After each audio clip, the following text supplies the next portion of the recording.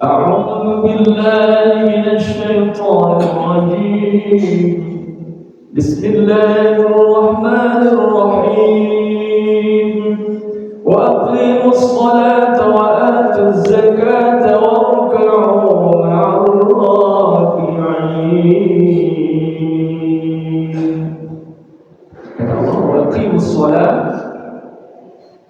dan tegakkanlah salat, laksanakanlah salat, wa atuz zakah, dan tunaikan zakat, warka'u ma'ar raki'in, dan rukuklah bersama orang-orang yang rukuk. Imam Ibnu Katsir mengutip pendapat Imam Muqatil mengatakan bahwa firman Allah ini ditujukan kepada ahlul kitab, Bani Israel. Masih lanjutan dari ayat sebelumnya ketika Allah panggil dia Bani Israel. Jadi khitabnya secara khusus yang dipanggil oleh ayat itu secara khusus Bani Israel. Tetapi seperti kita bahas kemarin, ulama menegaskan sebuah kaidah al-ibratu bi umumil lafzi la bi khususis sabab. Meskipun secara historis ayat itu pada awalnya adalah untuk memanggil Bani Israel, tetapi maknanya berlaku untuk seluruh umat Nabi Muhammad SAW, berlaku juga untuk kita. Allah perintahkan kepada Bani Israel dirikan sholat, ya. Artinya ternyata perintah sholat ini juga sudah Allah turunkan kepada mereka. Jadi Allah perintahkan sholat bukan hanya kaum muslimin, bukan hanya orang-orang beriman, bukan hanya umat Nabi Muhammad, tetapi juga Bani Israel dari dulu sebenarnya juga sudah diperintahkan untuk iqamatus shalah, menegakkan salat. Wa atuz zakat, sama, tunaikan zakat juga sama. Mereka juga diperintahkan untuk menunaikan zakat. Warka'u ma'ar raki'in, dan rukuklah bersama orang-orang yang rukuk. Artinya Allah perintahkan mereka sebenarnya untuk juga bergabung bersama ar-raki'in, orang-orang yang rukuk di kalangan Nabi Muhammad SAW, Nabi Muhammad SAW. Sejatinya seharusnya mereka juga bersama-sama dengan orang-orang beriman, orang-orang muslim, rukuk, sholat, tunaikan zakat, laksanakan segala perintah Allah. Maka nanti insya Allah kita akan sampai pada pembahasan ayat yang sering dipelintir oleh orang-orang sekuler, orang-orang liberal. Apa kata mereka? Mengutip firman Allah surah Al-Baqarah ayat 62, innal ladzina amanu wal ladzina hadu wan nasara was sabiina man amana billahi wal yawmil akhir wa aqama wa 'amila shalihan falahum ajruhum 'inda rabbihim wa la khaufun 'alaihim wa la hum yahzanun. Kata orang-orang liberal, Bapak Ibu, ini dalil bahwa semua agama benar, kata mereka. Nauzubillah. Tidak. Satu-satunya agama yang benar hanya Islam. Inna dina 'indallahil Islam. Satu-satunya agama yang benar hanya Islam. Tidak ada agama selain yang benar. Perkara bahwa mereka, orang-orang Yahudi, orang-orang Nasrani merasa dan yakin bahwa agama mereka yang benar menurut mereka, silakan terserah mereka. Tetapi sebagai seorang mukmin wajib yakin secara mutlak tanpa keraguan sedikit pun bahwa the only true religion is Islam. Satu-satunya agama yang benarnya Islam. Nah, bahwa ada proses transisi, ya, kalau kita boleh sebutkan itu sebagai transisi. Nah, itu yang kemudian diakomodasi dalam Al-Quran dengan sebutan ahlul kitab. Ketika Rasulullah SAW turun menyempurnakan dari masalah Islam. Jadi Bapak Ibu, Islam itu sudah ada sejak zaman Nabi Adam. Ya, jangan kita anggap bahwa Nabi Adam agamanya apa ya, agama Nabi Adam, apa agama Nabi Nuh, apa agama Nabi Idris. Semua Nabi Allah itu agamanya Islam. Ya, jangan kemudian ada di antara kita menganggap agama Nabi Musa Yahudi, agama Nabi Isa Nasrani. Tidak, semua Nabi Allah itu Muslim, membawa agama Islam. Nah, Rasulullah SAW menyempurnakan risalah itu dengan syariat sempurna dan syariat terakhir yang disempurnakan dengan kedatangan beliau, yang setelah itu tidak ada lagi perubahan pada syariat agama Allah. Nah, ini catatan-catatan yang saya coba buat Bapak Ibu. Tadi itu salah satu pendapat yang dikutip oleh Imam Ibnu Katsir. Nah, ini beberapa catatan yang sebagian merupakan kesimpulan dari ayatnya. Kalau kita baca langsung kitab tafsir Ibnu Katsir, sebagaimana sering kita sampaikan sebelumnya, banyak sekali pembahasan di sana yang sebenarnya saya betul-betul terlewatkan. Maka saya akan selalu ulang, Bapak Ibu, bagus sekali kalau Bapak-bapak, Ibu-ibu memiliki kitab tafsir Ibnu Katsir itu.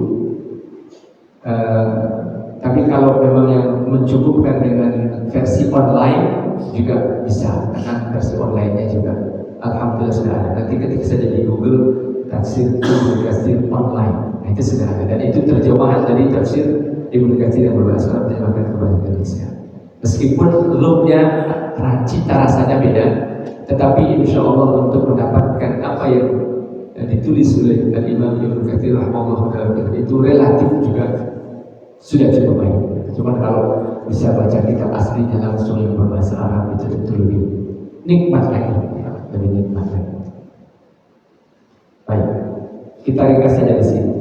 Nah, ayat 44, Allah masih bicara kepada Bani Israel, meskipun maknanya juga berlaku dan juga Allah tunjukkan untuk semua orang-orang beriman.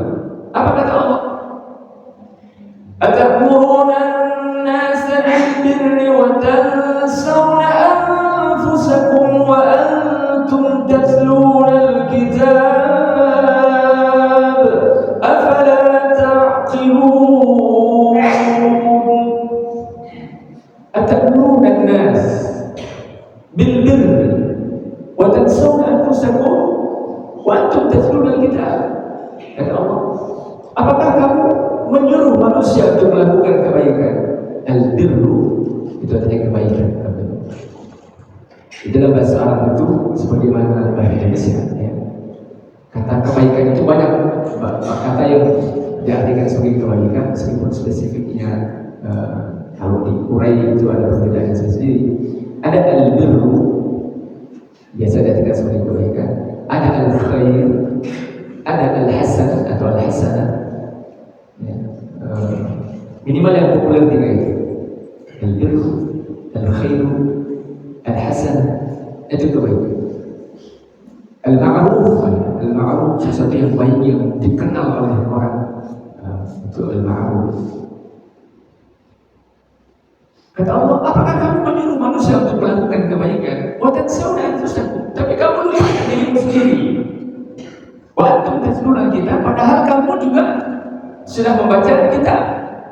Di sini maksudnya kitab adalah Taurat, yang pada Bani Israel. Kitab yang Allah turunkan kepada Bani Israel melalui Nabi Musa adalah Taurat.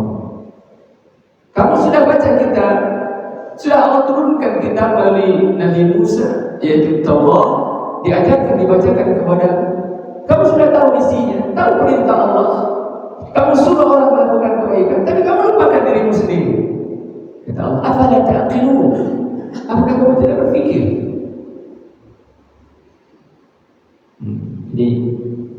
Ini uraian Imam Ibnu Katsir lebih kurang menekankan isi dari ayat itu. Apakah layak bagi kalian, bagi orang-orang ahlul kitab, memerintahkan manusia berbuat kebaikan, sementara yang merupakan inti dari segala kebaikan, sedangkan kamu melupakan dirimu sendiri dan kamu tidak melakukan apa yang kamu perintahkan kepada orang lain. Padahal selain kamu membaca kitab yang diturunkan kepadamu, di dalamnya juga ada akibat yang akan menimpa orang-orang yang melalaikan perintah Allah. Tidakkah kamu berakal, memikirkan apa yang kamu lakukan untuk dirimu sendiri, yang kamu kemudian akan bangun dari kegelapan dan melihat akibat dari perbuatan itu setelah kalian sebelumnya tidak menyadari apa yang kalian lakukan. bahasa terjemahan dari tafsir Ibnu Katsir rumah agak berat kalau dibaca saja begitu, maka karenanya kemudian saya buat catatan-catatan. Ayat tadi Al-Baqarah 44 itu dalam kajian dakwah, fiqh dakwah, fikih dakwah, menjadi salah satu dalil tentang kaidah yang kalau kita merujuk pada kitab yang ditulis oleh Syekh Jum'ah Amin Abdul Aziz, itu disebut sebagai kaidah al-qudwah qabla ad-da'wah. Al-qudwah qabla ad-da'wah. Salah satu kaidah dalam kitab Syekh Jum'ah Amin Abdul Aziz itu, beliau bicara tentang 10 kaidah. 10 kaidah sudah saya upload di channel YouTube saya juga. 10 kaidah dakwah. Nah, di antara 10 kaidah dakwah itu al-qaidah al-ula, ad-da'wah qawaid al-usul. Syekh Jum'ah Amin Abdul Aziz. Kaidah pertama bunyinya al-qudwah qabla ad-da'wah. Dakwah itu baru hanya akan berhasil kalau didahului oleh keteladanan. Ini saya sedang menasihati diri saya seperti ini. Sebagaimana sebetulnya semua yang kita sampaikan ini, siapapun yang berbicara di mimbar ini sebenarnya pertama sekali adalah menasihati dirinya sebelum berharap kata-katanya juga bermanfaat bagi yang mendengarkan. Dakwah tidak akan mungkin berhasil tanpa keteladanan. Nah, itulah yang Allah ingatkan dalam ayat ini. Atamuruna an-nasa bil birri wa tansawna anfusakum wa antum tatluna al-kitab. Apakah mungkin kamu menyuruh orang kepada kebaikan sementara kamu tidak melakukannya? Kamu suruh orang meninggalkan riba, tapi kamu masih makan riba. Kamu melarang orang bergunjing, tapi kamu sendiri juga masih bergunjing. Kamu suruh orang untuk menjaga keluarganya, tapi keluargamu kamu abaikan. Kamu larang orang berdurhaka kepada orang tua, tapi kamu sendiri durhaka kepada orang tua. Kamu larang orang korupsi, tapi kamu sendiri melakukan korupsi, dan seterusnya. Maka, Bapak Ibu, itu di antara pesan inti dari ayat ini. Dan sebenarnya sangat tajam ketika Allah katakan, "Afala ta'qilu?" Kamu nggak mikir. Jadi siapa nih?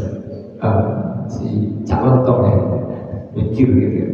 Sebenarnya tentu saja itu guyonan saja, tapi ada hikmah. Dan memang Quran memerintahkan kita. Andaikan saja kita mau berpikir, maka sebetulnya kita akan tahu betapa kaidah dakwah itu sesuatu yang rasional saja. Nah, yang kemudian tadi saya kemudian tegaskan di poin ketiga, Bapak Ibu.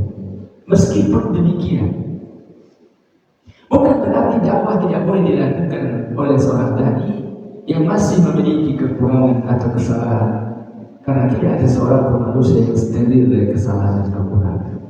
Nah, ini yang kemudian juga harus kita pahami, Bapak Ibu. Ketika dakwah merupakan sebuah kemutlakan, ketika keteladanan yang al-qudwah merupakan harga mati dari dakwah. Seorang yang berdakwah menyeru kepada kebaikan harus memulai dengan dirinya. Tetapi bukan berarti bahwa ketika seseorang memiliki kekurangan, ada kekhilafan yang dia lakukan, lalu kemudian dia tidak boleh berdakwah. Tidak begitu. Nah, ini kadang-kadang yang oleh sebagian kita disalahpahami. Di satu sisi ada sebagian kita merasa tidak perlu berdakwah, belum perlu berdakwah, belum wajib berdakwah karena merasa masih banyak kekurangan. Pak, ayo berdakwah. Bapak jawabnya kepada saya, dulu lah Pak, saya masih banyak kekurangan, saya masih banyak kesalahan. Kata orang yang tidak mau berdakwah, katanya apa? Saya masih banyak kekurangan, saya masih banyak kesalahan. Jadi nanti dulu lah saya perbaiki diri saya dulu. Bapak Ibu, pernyataan seperti ini kelihatannya baik.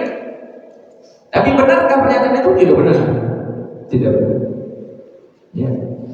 Karena untuk berdakwah itu kita tidak harus menjadi orang yang sempurna dulu, tidak. Karena tidak ada orang yang sempurna. Semua kita mesti pasti memiliki kekurangan. Tidak asing, sebutlah siapapun nama orang-orang soleh yang Bapak Ibu kenal, sebutlah nama orang-orang alim yang Bapak Ibu kenal, sebutlah nama ulama-ulama besar.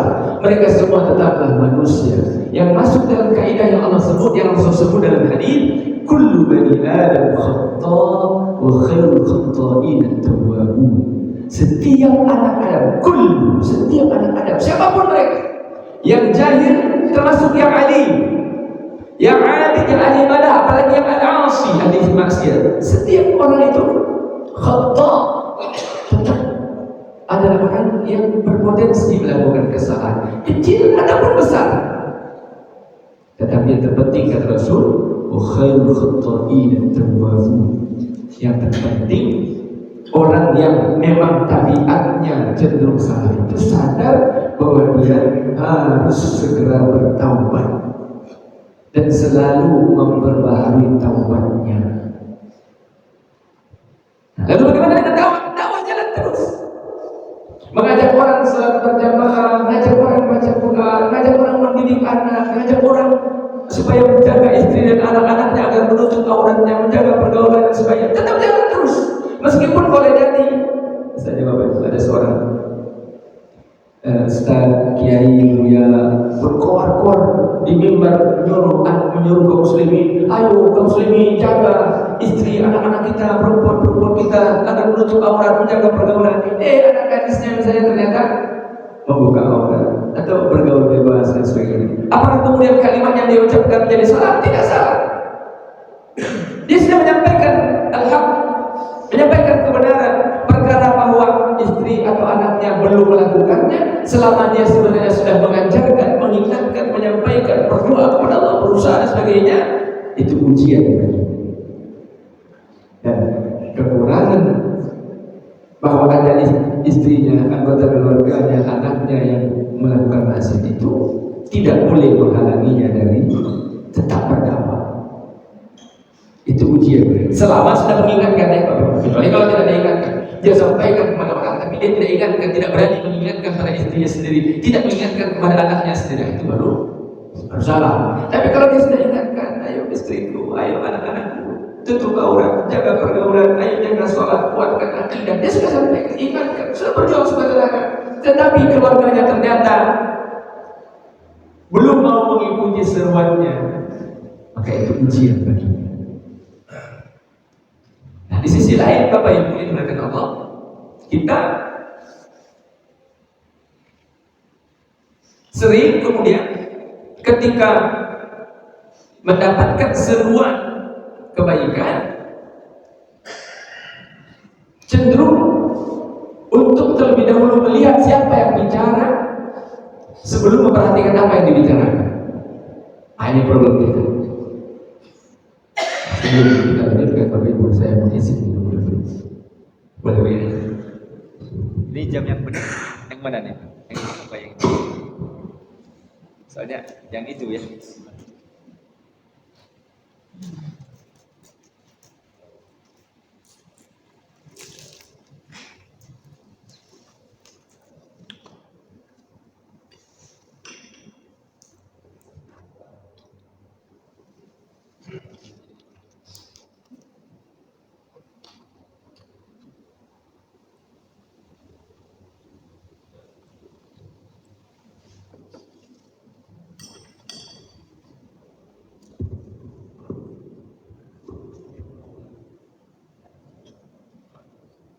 Di sisi lain tadi Bapak Ibu, kita sebagai mad'u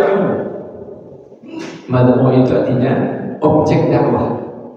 Jadi ada da'i, kata da'i itu dakwatan. Da'i orang yang menyeru, yang diseru mad'u. Nah, kita ini mad'u. Yang menyampaikan namanya da'i, yang menerima, yang menjadi objek seruan, orang yang mendengarkan seruan namanya al-mad'u. Sebagai mad'u, bagi kita yang terpenting adalah apa yang dikatakan dalam konteks dakwah ya Bapak. Dalam konteks dakwah kaidahnya adalah unzur ma qala wa la tanzur man qala. Lihat apa yang dibicarakan, apa yang dikatakan, tidak perlu melihat siapa yang berbicara. Selama kita sudah yakin, sebenarnya kita tahu bahwa yang disampaikan itu benar. Ini lain kalau dalam menerima berita. Ini kalau dalam menerima berita kaitannya unzur man qala wa la tanzur man qala. Kalau berita, lihat dulu siapa yang menyampaikan berita itu. Karena sangat boleh jadi berita itu dibawa oleh orang fasik yang memiliki misi untuk membodohi atau menyebarkan hoax, kebohongan dan sebagainya, menyebarkan fitnah dan sebagainya. Tapi kalau dalam hal nasihat yang sebenarnya kita tahu nasihat itu benar, kita hanya membutuhkan bahwa nasihat itu diulang-ulangkan disampaikan oleh orang kepada kita. Karena memang itu kebutuhan batin manusia. Manusia itu butuh nasihat diulang-ulangkan. Kenapa? Karena meskipun kita tahu itu benar, tapi kalau tidak ada yang mengingatkan, memori kita cenderung tertutup oleh lapisan-lapisan berbagai informasi, pikiran, macam-macam yang berkecamuk, sehingga meskipun suatu nasihat itu kita tahu, tapi dia sudah terhimpit ya di bawah file-file macam-macam pikiran, urusan, kegiatan, agenda dan sebagainya. Maka butuh orang yang mengambilkan file itu lagi, menyodorkan kepada kita. Oh, ini perintah Allah tentang tauhid, tentang akidah, tentang ibadah, perintah A, B, C, D, macam-macam sebagainya. Itu yang disampaikan oleh dai. Maka ketika dai menyampaikan sesuatu dan kita tahu itu benar, kaidahnya apa? Unzur maqal. Lihat, perhatikan apa yang dia bicarakan, yang disampaikan. Wala tanzur maqal. Tidak perlu dilihat siapa yang mengatakan. Kalau benar, kita ambil. Kalau salah, tinggalkan. Jadi, maka ketika misalnya ada ustaz menyampaikan nasihat kita, bapak-bapak, ibu-ibu, kita harus jujur, harus adil, harus berani menyampaikan yang benar. Ternyata kita tahu bahwa yang bicara ini punya track record tidak berani, tidak jujur, tidak lurus, dan macam sebagainya. Maka itu kita kesampingkan. Yang kita ambil nasihat ini. Maka ayat ini setidaknya dua perspektifnya Bapak Ibu. Dari sisi dai kita sebagai dai dan kulluna du'a, semua kita adalah dai. Ya Bapak Ibu, setiap kita adalah dai. Dai itu bukan hanya yang berceramah di mimbar, bukan hanya yang bisa menyampaikan khutbah, menyampaikan ayat dan hadis dari forum-forum kajian, bukan. Dai itu setiap muslim itu wajib berdakwah sesuai kemampuannya. Rasulullah sudah katakan, "Balighu anni walau ayat." Sampaikan dariku walaupun cuma satu ayat. Dakwah apa itu? Lain kalau fatwa ya. Kalau fatwa beda. Kalau fatwa hanya boleh disampaikan oleh alim. Tapi kalau dakwah nasihat, siapapun yang kita menyampaikannya, walaupun tentu tetap ada ilmunya, ada kaidahnya, ada usulnya, ada manhajnya yang harus terus dipelajari. Karena tidak sedikit Bapak Ibu sebagian orang karena terlalu bersemangat berdakwah tapi tidak bersungguh-sungguh mempelajari ilmunya, dakwahnya bukan membangun tapi malah meruntuhkan. Nah itu pula kenapa dakwah juga harus dibangun atas dasar ilmu. Maka seorang dai harus terus belajar menambah ilmu, karena dakwah itu juga sesuatu yang sangat kompleks terkait dengan begitu banyak urusan dalam kehidupan. Bapak Ibu, saya kaitkan lagi dengan apa yang sering kita sampaikan. Dulu saya termasuk yang menganggap bahwa politik itu kotor, sehingga saya termasuk dulu ke dalam golongan orang-orang yang sangat tidak suka pada orang-orang yang bicara politik. Saya pernah dari antara ini apa wacana yang jadi pembicaraan banyak orang. Saya pernah 6 bulan khusus bahasa Inggris di Bali, di Denpasar, persiapan untuk beasiswa S2 program kerjasama Kementerian Agama dengan McGill University Montreal, Kanada. Nah, di dalam persiapan program 6 bulan persiapan bahasa Inggris itu, salah satu instrukturnya itu mengajar kami kalau harus bicara aktif dalam bahasa Inggris. Maka di antara kalimat yang yang cukup melekat dalam memori saya itu adalah I'm not a politician. Saya bukan politisi. Artinya apa? Saya katakan, sudahlah, kalau sudah berhadapan dengan politisi, ya ini orang pasti suka bohong, ya dia cari cuma kekuasaan, gila, jabatan. Dan artinya pandangan negatif terhadap politisi itu tidak hanya di Indonesia, tapi memang sudah menjadi wacana dunia. Padahal dalam syariat, Bapak Ibu nanti ikut kajiannya, saya kemarin dikirimi oleh istri saya dari kantor, istri saya kirim ceramah Kiai Haji Muhammad Faiz Syukron Makmur LCMA. Kiai Haji Muhammad Faiz Syukron Makmur LCMA, anaknya Kiai Syukron Makmur. Kiai Syukron Makmur itu Bapak Ibu tentu sudah kenal, seorang ulama karismatik yang sangat berani, sekaligus juga memang alim, sangat alim dan berani.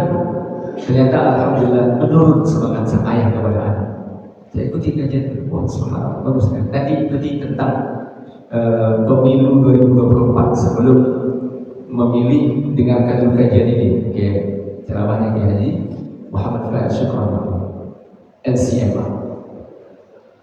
Di dalam Islam, politik itu seperti selesai kita sampaikan merupakan bahagian dari syariat.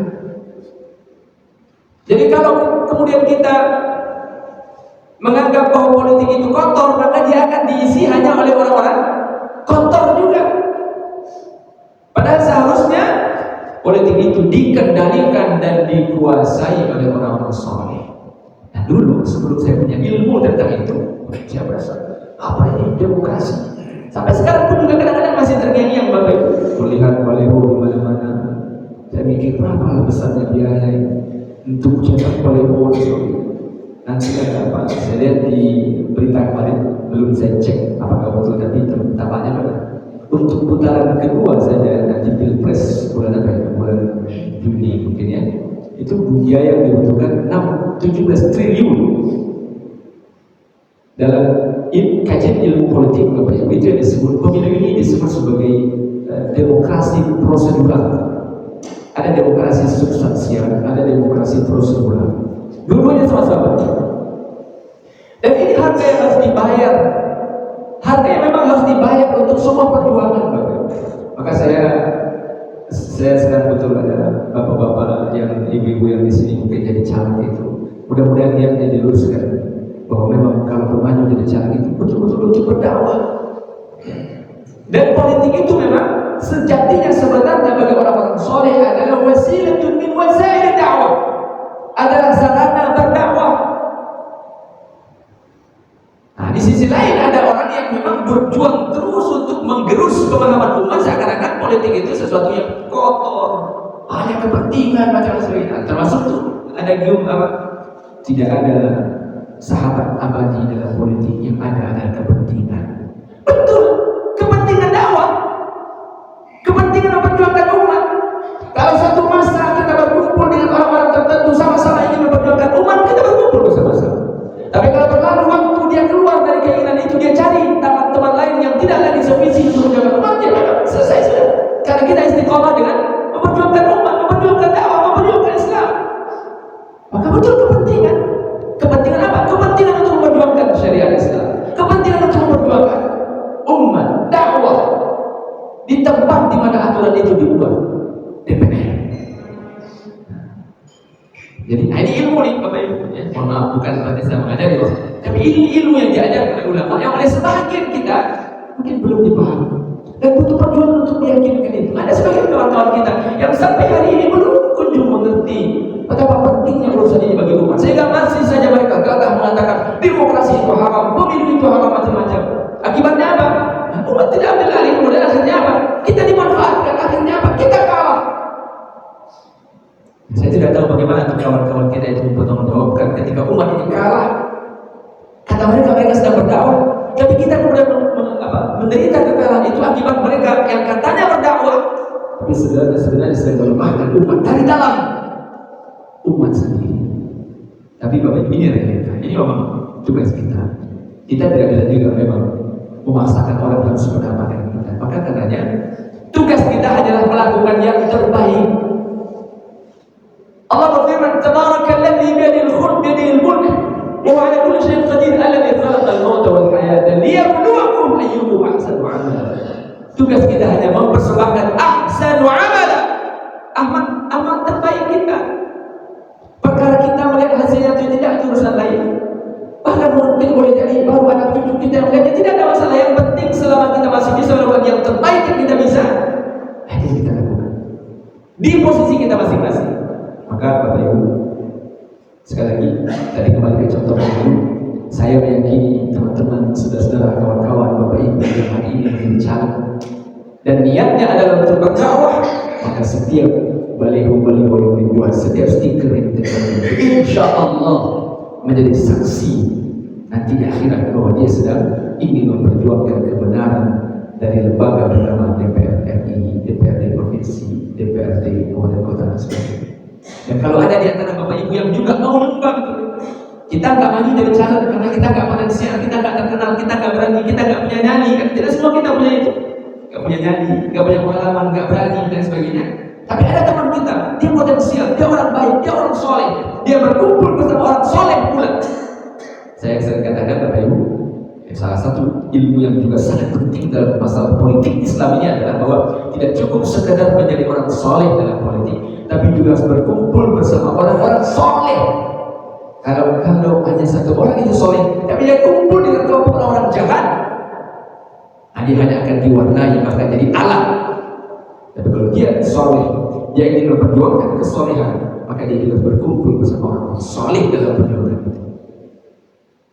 Mudah-mudahan dipahami maksudnya. Saya tidak bisa bicara lebih vulgar dari itu. Tetapi, Bapak Ibu, kalau kita tidak bisa maju, kita tidak potensial, kita tidak populer, kita tidak punya nyali, kita tidak punya pengalaman sebagainya. Tapi kemudian kita ingin bantu nih saudara kita yang soleh. Nih, uang saya ada 1 juta, ada 2 juta, ada 10 juta, ada 100 juta, ada 1 miliar. Bantu mereka untuk memenangkan pertarungan ini. Itu insya Allah juga menjadi salah satu amal yang untuk konteks hari ini Bapak Ibu. Hadza jihaduna. Saya ingin katakan ini satu jihad kita. Bil amwal, dengan harta. Selain bantu Palestina kemarin alhamdulillah malam ketika Syekh Saifuddin Abu Muhammad datang, beliau terima kasih banyak kepada pengurus Masjid Baitul Salam, terima kasih banyak yang juga memberikan dukungan dan sebagainya.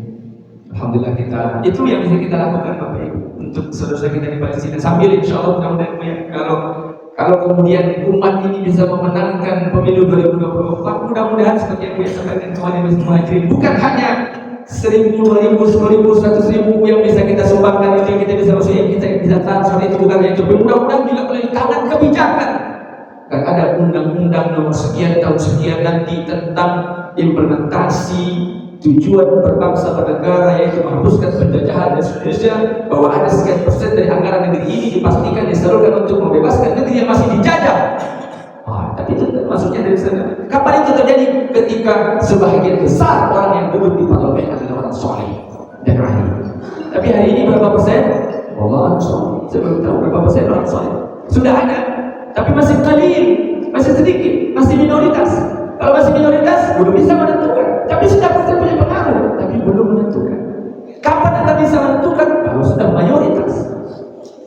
Kapan bisa menentukan? Kalau sudah menjadi top leader, pemimpin tertinggi negeri, presiden. Kalau belum, ya kita meniti dulu. Di mana bisa kita lakukan? Walaupun bukan satu-satunya juga. Jadi jangan juga Bapak Ibu, jangan pula kemudian kita terlalu menganggap bahwa segala-galanya di sana. Tidak segala-galanya juga di sana.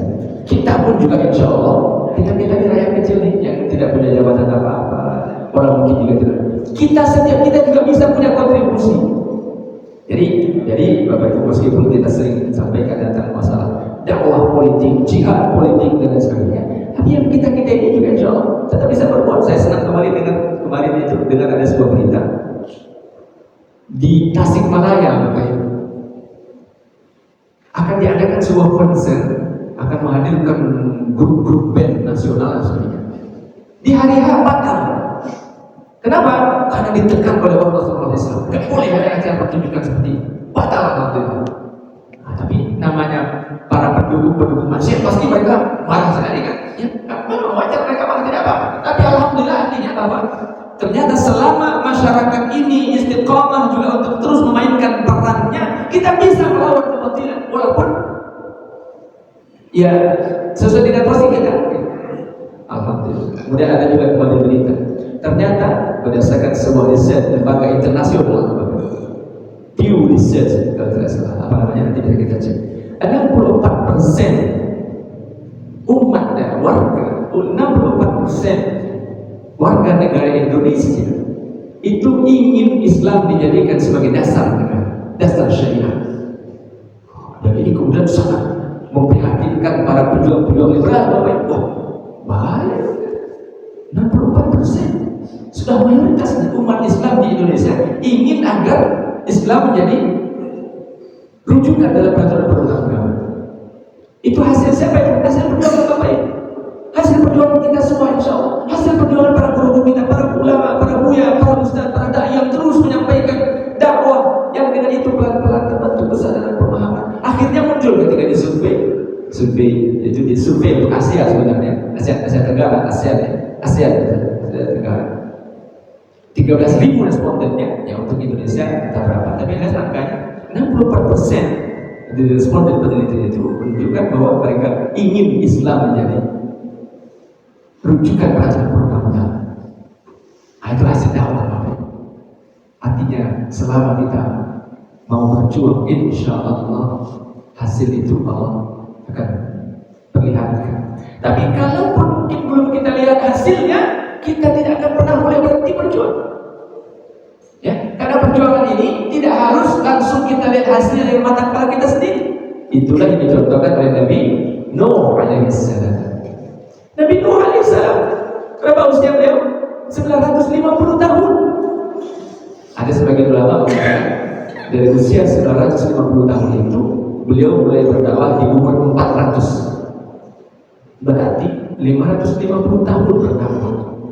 Dan ini Allah rekamkan dalam Quran dalam surah Nuh. Inni da'awtu qaumi lailan wa nahara wa lam yazidhum du'ai illa firara. Kata Nabi Nuh, ngaku curhat kepada Allah, ya Allah, aku sudah berdakwah siang dan malam ya Allah. Tapi apa yang terjadi? Falam yazidhum du'ai illa firara. Tapi yang terjadi bukannya mereka memenuhi seruanku, malah mereka lari ya Allah. Tapi tidak ada masalah, Nabi Nuh tetaplah Nabi.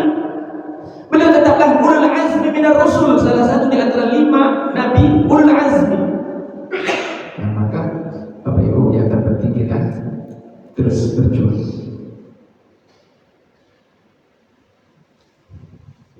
Ayat pertama. Wasta'inu bis-sabri was-salati wa innaha lakabiratun illa 'alal khashi'in. Bahwasanya kita langsung lanjutkan dengan ayat berikutnya. Alladzina yadhunnuna annahum mulaqu rabbihim wa annahum ilaihi raji'un. Ini ayat Bapak Ibu yang menjadi dalil yang mengajarkan kepada kita senjatanya orang-orang beriman. Senjata orang beriman itu adalah as-sabru was-shalah, sabar dan sholat. Lalu ayat ini pula yang mengajarkan kepada kita. Kata Allah, sholat itu berat. Wa innaha, sungguh sholat itu berat. Lakabirah, berat. Illa 'alal khashi'in, kecuali bagi orang-orang yang khusyuk. Menarik sekali Bapak Ibu. Allah ajarkan langsung kepada kita siapa itu orang yang khusyuk. Orang yang khusyuk kata Allah, alladzina yazunnuna annahum mulaqu rabbihim wa annahum ilaihi raji'un.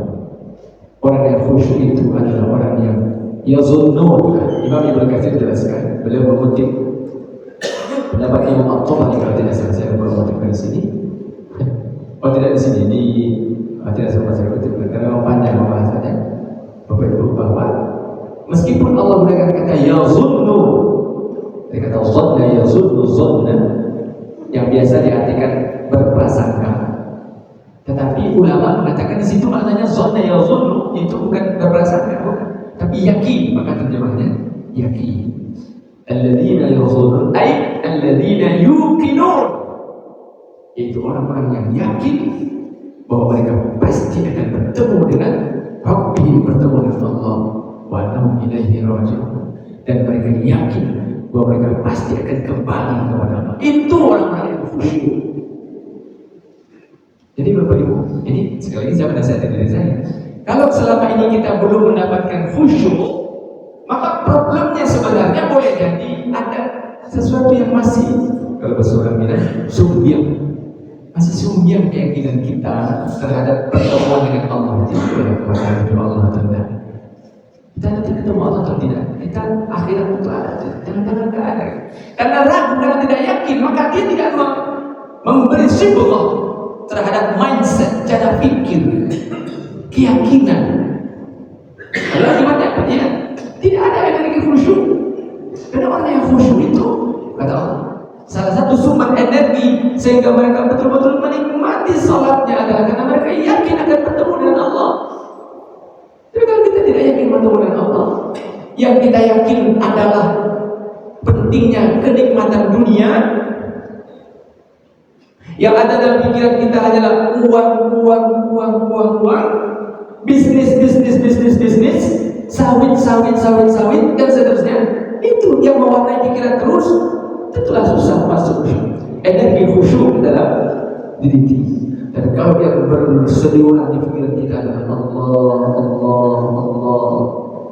akhirat, salat, zikir, Quran, dan seterusnya, taubat, istighfar, dan seterusnya.